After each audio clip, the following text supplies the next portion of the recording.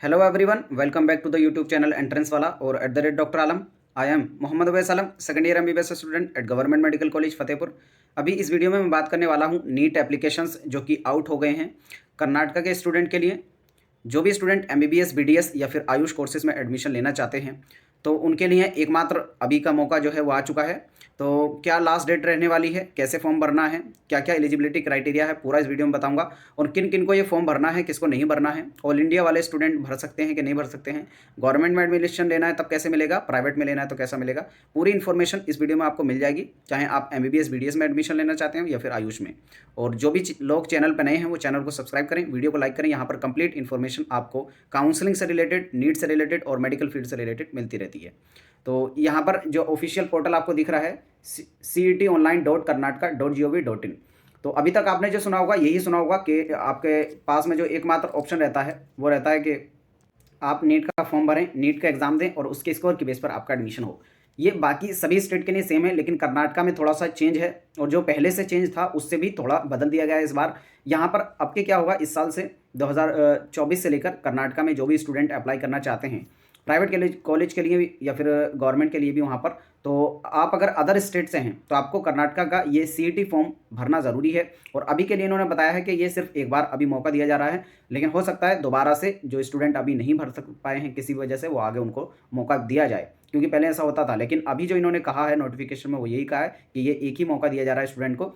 तो जो भी वहाँ पर एडमिशन लेना चाहते हैं, अब आपको पता होगा जितने भी एमबीबीएस बीडीएस की सीट्स होती हैं 100% सीट्स का दो तरीके से एडमिशन होता है। एक होता है 15% सीट्स जो स्टेट कोटा से भरी जाती हैं और बाकी जो बची 85% सीट्स, जो 15% सीट्स हैं ये भरी जाती हैं ऑल इंडिया कोटा से, यानी जिसे एमसीसी काउंसलिंग कहते हैं। और जो 85% सीट्स हैं वो स्टेट कोटा के थ्रू भरी जाती हैं। तो वो यही वेबसाइट है सीईटी जो इसको 85% सीट्स को कराती है। ये हो गया गवर्नमेंट सीट्स का जो नॉर्मल प्रोसीजर है। अब इसके लिए गवर्नमेंट में अगर आपको एडमिशन लेना है, फॉर एग्जांपल आप किसी दूसरे स्टेट के रहने वाले हैं, ऑल इंडिया कोटा से एडमिशन लेना है, तो आपको ये सीईटी का फॉर्म भरने की जरूरत नहीं है। अगर गवर्नमेंट से किसी और स्टेट से रहने वाले हैं, कर्नाटका में एडमिशन लेना चाहते हैं ऑल इंडिया काउंसलिंग से तब। लेकिन अगर आप कर्नाटका स्टेट के रहने वाले हैं और यहाँ पर अप्लाई करना चाहते हैं तो आपको सीईटी का जो फॉर्म है वो भरना पड़ेगा, तभी आप 85% के लिए एलिजिबल होंगे। क्योंकि जब काउंसलिंग होती है उस टाइम पर आपको सिर्फ और सिर्फ जो सीईटी का नंबर दिया जाता है, जो आप रजिस्ट्रेशन करेंगे अभी, इसका जो चार्ज है फॉर्म भरने का वो 500 रुपये है। ये भर के आप फॉर्म भर देंगे, आपको एक सीईटी नंबर मिल जाएगा जब आप काउंसलिंग करेंगे। हाँ, एक और बात याद रखें, जो भी स्टूडेंट इसको भर रहे हैं इसका मतलब ये नहीं कि आपको सीईटी का एग्जाम देना है, आपका एग्जाम नीट का ही देना है। नीट के स्कोर के बेस पर ही आपका एडमिशन होगा, गवर्नमेंट में भी प्राइवेट में भी। ठीक है, तो जो लोग कर्नाटका के रहने वाले हैं वो अगर वहाँ के 85% के लिए क्लेम करते हैं तो उनके सीईटी का फॉर्म भरा होना जरूरी है। तो उनको अभी अप्लाई करना है 500 रुपये देकर। अब दूसरी चीज़ आती है प्राइवेट के लिए। तो प्राइवेट के लिए आपको पता है दूसरे स्टेट के स्टूडेंट भी अप्लाई कर सकते हैं, वहाँ के रहने वाले भी अप्लाई कर सकते हैं। 100% सीट्स प्राइवेट के अंदर आ जाती हैं।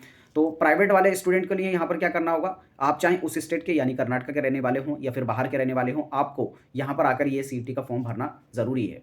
ठीक है, अब आती है तीसरी चीज़, जो सेंट्रल यूनिवर्सिटीज़ या डीम्ड यूनिवर्सिटीज़ हैं उनका जो एडमिशन है आपको पता होगा एमसीसी के थ्रू किया जाता है। जितनी भी डीम्ड यूनिवर्सिटीज़ हैं या फिर सेंट्रल यूनिवर्सिटीज़ हैं उनका एडमिशन एमसीसी के थ्रू होगा। तो जो स्टूडेंट सेंट्रल या फिर डीम्ड में एडमिशन लेना चाहते हैं उनको सीईटी का रजिस्ट्रेशन करने की बिल्कुल भी ज़रूरत नहीं है। तो अभी तक मैं एकदम क्लियर करके बता देता हूँ किन किन को यहाँ पर अप्लाई करना चाहिए। तो पहले वो स्टूडेंट जो कर्नाटका के रहने वाले हैं और 85% स्टेट कोटा में गवर्नमेंट सीट से आते हैं, ठीक है, उनको अप्लाई करना है। या फिर कर्नाटका के रहने वाले हैं या फिर किसी दूसरे स्टेट के रहने वाले हैं, प्राइवेट में अगर एडमिशन लेना चाहते हैं कर्नाटका के अंदर, चाहे एमबीबीएस चाहे बीडीएस में, तो उनको यहाँ पर सीईटी का फॉर्म में अप्लाई करना होगा। किस किस को अप्लाई नहीं करना है, जो स्टूडेंट कर्नाटका के अंदर एडमिशन लेना चाहते हैं ऑल इंडिया कोटा से, यानी किसी दूसरे स्टेट के रहने वाले हैं या वहीं के रहने वाले हैं, उससे फर्क नहीं पड़ता, लेकिन ऑल इंडिया कोटा से अगर एडमिशन लेना चाहते हैं तब सीईटी का रजिस्ट्रेशन करने की जरूरत नहीं है। दूसरा, अगर सेंट्रल यूनिवर्सिटीज़ या डीम्ड यूनिवर्सिटीज़ में एडमिशन लेना चाहते हैं तब भी उनको सीईटी का रजिस्ट्रेशन करने की जरूरत नहीं है। तो आई थिंक यहाँ पर जो डाउट है वो ये क्लियर हो गया होगा किसको अप्लाई करना है किसको नहीं करना है। अब कितना चार्ज रहेगा जो फॉर्म का, वो मैंने ऑलरेडी बता दिया, 500 रुपये का आपका चार्ज रहेगा और एक बार ही आप रजिस्ट्रेशन कर सकते हैं।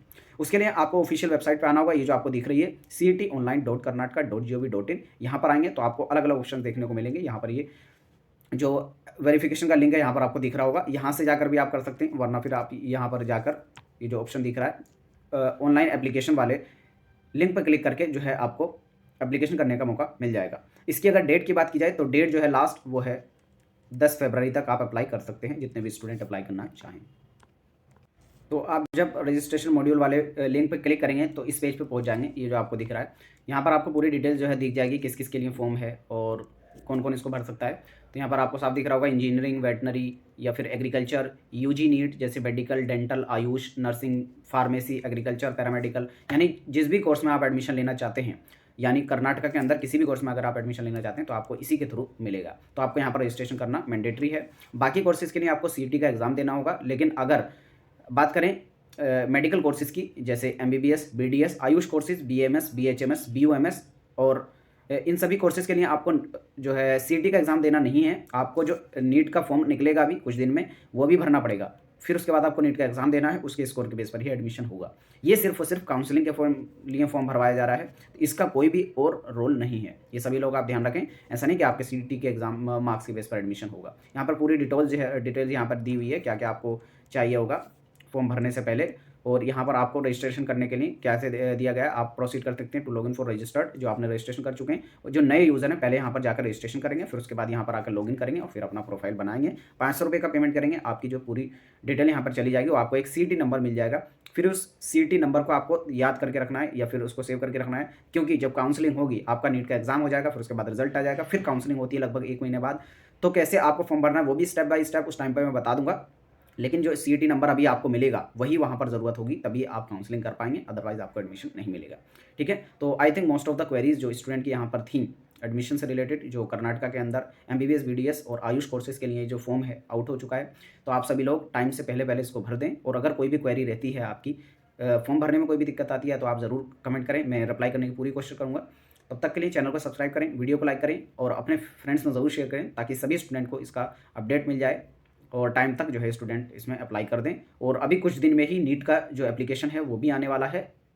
जैसे ही वो एप्लीकेशन आएगा, मैं एक सेपरेट वीडियो आपको बना के बता दूंगा और स्टेप बाय स्टेप आपको ये भी गाइड कर दूंगा कैसे आपको जो है वहाँ पर प्रोसीड करना है, कैसे फॉर्म भरना है, क्या क्या चीज़ें रहेंगी, पूरी डिटेल में आपको बता दिया जाएगा। ठीक है, तब तक के लिए थैंक यू।